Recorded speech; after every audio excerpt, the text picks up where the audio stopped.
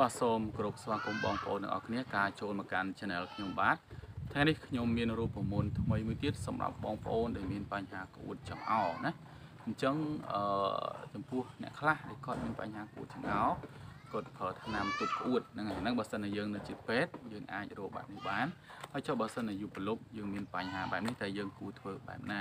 មានបញ្ហាក្អួតខ្លាំងឬមួយក៏ក្អួតចង្អោរហ្នឹងតែយើងធ្វើបែបម៉េចដើម្បីទប់ស្កាត់ការក្អួតនេះព្រោះថាក្អួតទៅជាងកាលពេលខ្លះយើងក្អួតទៅគឺអាចឲ្យស្រួលខ្លួនដែរយើងមានអារម្មណ៍ថាយើងតឹងពោះឬមួយក៏មានអារម្មណ៍ថាយើងឆ្អល់ខ្លាំងអាហ្នឹងបើសិនជាយើងបានក្អួតយើងនឹងដឹងអារម្មណ៍ខ្លួនឯងថាវានឹងធូរបាទថ្ងៃនេះខ្ញុំនឹងមកចែករំលែកនៅរូបមន្តមួយសម្រាប់បងប្អូនដែលមានបញ្ហាចង់ក្អួតចង្អោរឬមួយក៏សារក្អួតចង្អោរញឹកញាប់គឺបងប្អូនប្រើរូបមន្តមួយនេះគឺដឹងតែធូរស្បើយតែម្ដងអូខេអញ្ចឹងគឺរូបមន្តគឺយើងប្រើតែខ្ញីមួយមុខគត់បាទអញ្ចឹងវាមានពីររបៀបណាសម្រាប់បងប្អូនដែលពិបាកទំពាគឺបងប្អូនអាចឆុងទឹកឬមួយក៏យើងយកខ្ញីដាំទឹកផឹកបងប្អូនអាចចិត្តហាលឬមួយក៏យើងធ្វើស្រស់ក៏បានដែរបើសិនជាយើងពេលខ្លះយើងអត់ចាប់អារម្មណ៍នឹងវាអញ្ចឹងទៅដោយសារតែយើងមានបញ្ហាក្អួតឡើងយើងដឹងធ្វើមិនអញ្ចឹងយើងអត់អាចហាលឲ្យស្ងួតតនេះយើងបានត្រៀមវាទុកអញ្ចឹងគឺបងប្អូនចិត្តវាមកបាទចិត្តខ្ញីហ្នឹងយើងចិត្តខ្ញីខ្ចីកុំយកខ្ញីចាស់យើងយកខ្ញីខ្ចីហ្នឹងយើងចិត្តវាប្រហែលជាប្រហែលជា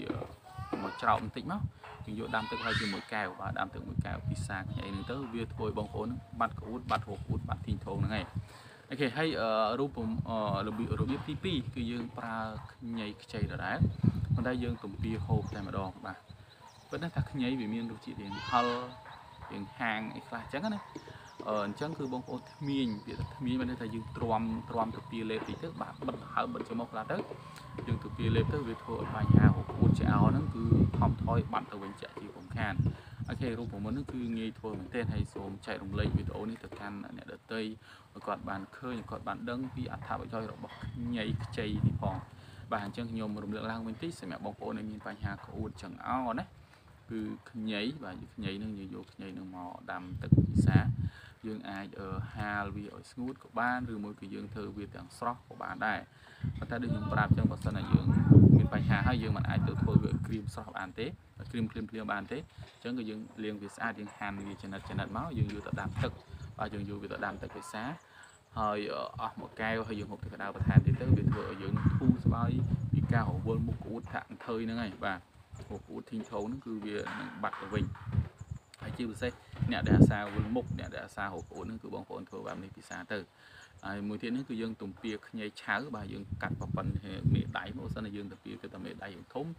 យើងប៉ិនកូនដៃតិចសិនទៅយើងទំពាឲ្យលេបវាទៅបាទវាធ្វើឲ្យបងប្អូននឹងលេងមានបញ្ហាក្អួតជាងអោទៀតហើយចំពោះបងប្អូនគាត់យកទៅដាំទឹកហ្នឹងបើសិនតែមានទឹកឃ្មុំបងដាក់ទឹកឃ្មុំតិចទៅក៏បានដែរណាដាក់ទឹកឃ្មុំតិចទៅមានជាតិផ្អែមខ្លះទៅវាកាន់តែប្រសើរឡើងផងដែរជាតិខ្ញីវារៀងហាក់ហើរអញ្ចឹងទៅធ្វើឲ្យសាយភាយនៅក្នុងកាពះពោះវៀនដេញខ្យល់ស្រួលមែនទែន